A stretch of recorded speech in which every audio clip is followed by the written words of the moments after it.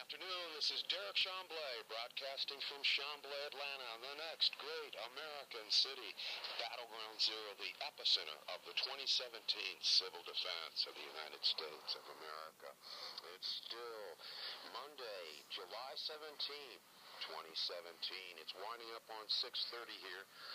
Still fairly lovely weather, and at any rate, following the breaking news, this in just 7 hours ago from thinkprogress.org. Headline: a Texas wildlife refuge will be razed to build the first section of Trump's wall. Subheading: an official told the Texas Observer that construction would, quote, essentially destroy the refuge. And it's written by Natasha Geeling, and we're going to pick it up from the top.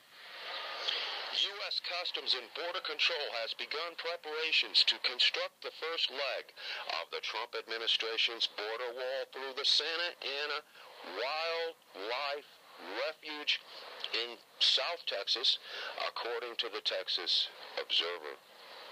The Santa Ana Wildlife Refuge comprises 2,088 acres along the U.S.-Mexico border and was established in 1943 for the protection of migratory birds. The refuge is home to at least 400 species of birds, 450 types of plants, and half of the butterfly species found in North America. It is also home to the highly endangered ocelot. And we'll continue with the article. We wanted to stop there, though. At any rate, established in 1943, undoubtedly signed, probably by an executive order of Franklin Delano Roosevelt. And you may know that his cousin was Theodore Roosevelt of the Republican Party, FDR being of the Democratic Party. And Theodore Roosevelt was front and center in terms of establishing in the western areas, establishing particular federal government controlled and owned lands that would preserve wildlife and would preserve in the national park tradition.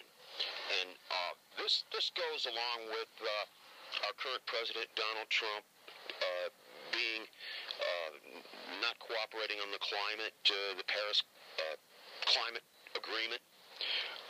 Interesting that the wildlife refuge is named Santa Ana, and that's after the general or leader of the Mexican army that had the Alamo under siege and eventually gave way and lost to Sam Houston.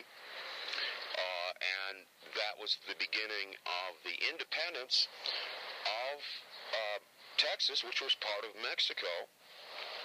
And later on, Texas became a state in the United States of America. And this is a war for Texas, and it's Trump Pab Zimmerman telegram, a telegram that was sent in 1917 to the head of Mexico, saying that if the United States entered World War I, the Germans would help Mexico regain Texas, New Mexico, and Arizona, once part of Mexico.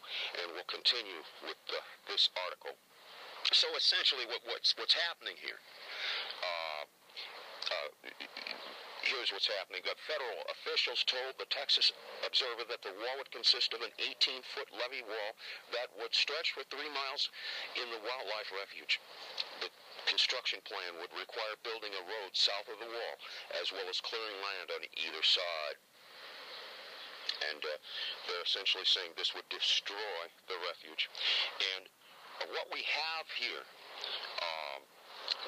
it goes on in the article to summarize that Congress has yet to approve the $1 billion, over $1 billion required to build, or at least start building, Trump's wall. And the thing about it is, in this article, they're saying that he's going to circumvent Congress essentially by getting the money from Homeland Security.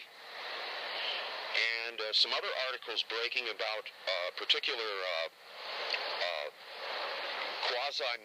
military operations, exercises going on throughout parts of Texas and whatnot.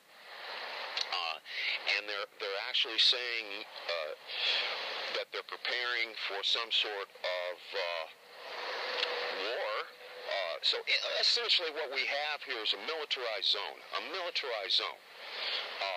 and in a continuing battle between the United States of America and Mexico over what used to be part of Mexico and the free movement of workers back and forth across the border. This is Derek Chamblay.